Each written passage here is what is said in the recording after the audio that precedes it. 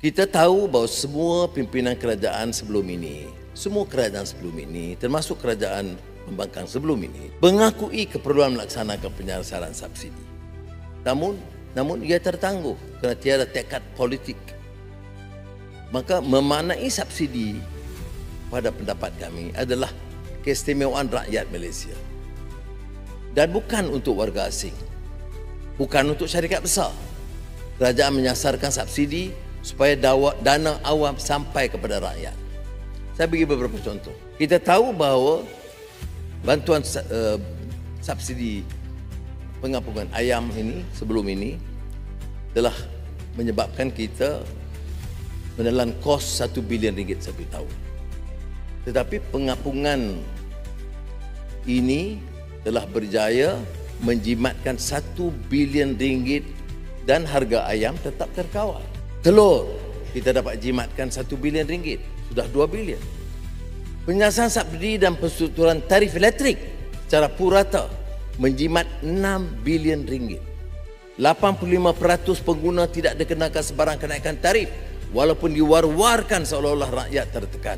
Tetapi yang nyata mereka melihat sendiri tentang nikmat penurunan bil setelah penyasaran subsidi elektrik. Penyasaran subsidi diesel telah berjaya menjimatkan RM5 bilion dana kerajaan. Dan sektor pengangkutan awam, nelayan dan logistik dapat menjamin dengan bantuan harga subsidi iaitu RM200 diberikan.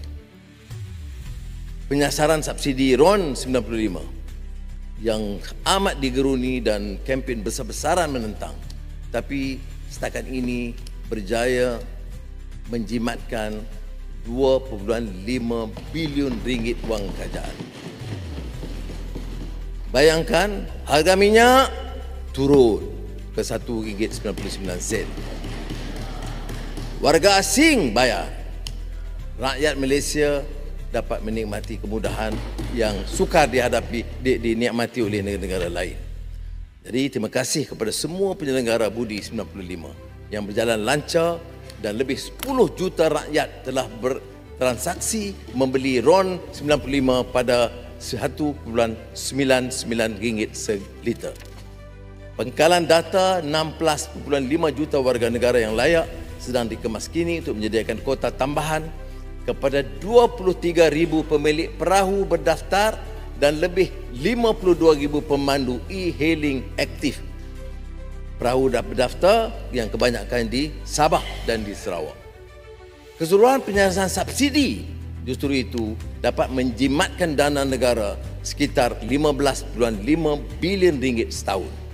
Setiap penjimatan bermakna lebih banyak dana untuk kebajikan, lebih banyak peruntukan untuk kos sara hidup dan lebih banyak pelaburan prasada rakyat yang berkualiti.